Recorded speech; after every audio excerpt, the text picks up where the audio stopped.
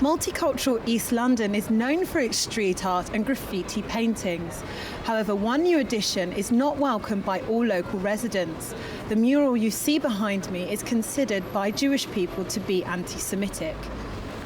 The provocative painting entitled New World Order, Enemy of Humanity by the American artist Mir One shows hook-nosed bankers sat around a monopoly board, arguably referring to Jewish stereotypes. It's the most obvious anti-Semitic propaganda you can see. You see a table with Jewish businessmen and bankers who are laying on the backs of black people.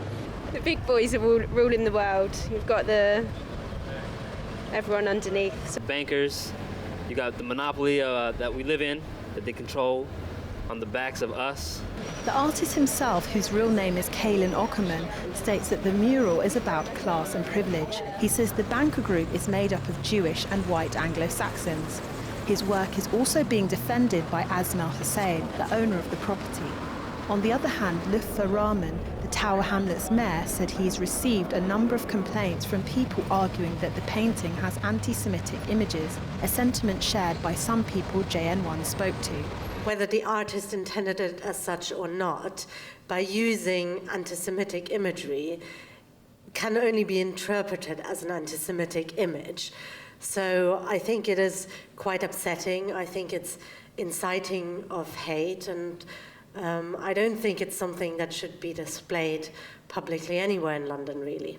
You could say it's anti-Semitic if you want, I guess. Everyone's got their right to freedom of speech, but I wouldn't say that. No. Just because someone's wearing glasses and a few people have got moustaches. And I think it's an insult, really, to this community.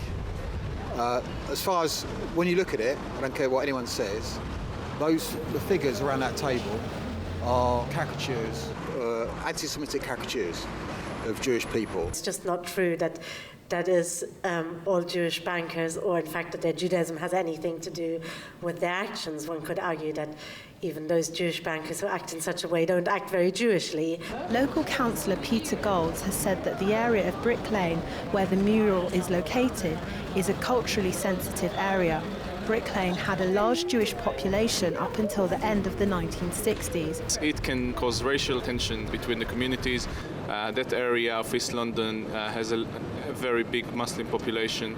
There were some cases of extremism there in the past in the area, and I think that the mayor took the right course of action. And I'm a Muslim, and as far as I'm concerned, Jewish people are my brothers and sisters, and anyone that insults them, whether they mean to or not, I don't really care, but the evidence is there for everyone to see.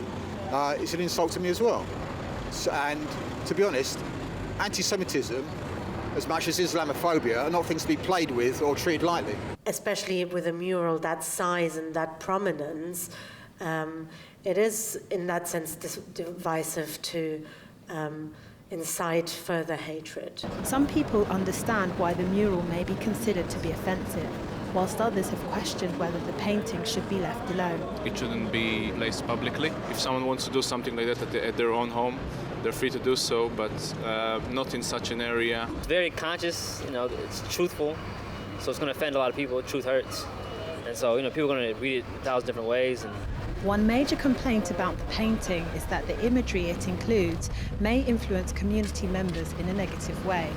As with other imagery that is used to incite hatred against certain minority groups, individuals can be susceptible to their opinions being biased in a negative way. I don't think it's divisive in the sense here that I think most people understand, be opposed to the message that it's giving. I don't think it's going to be divisive in this area.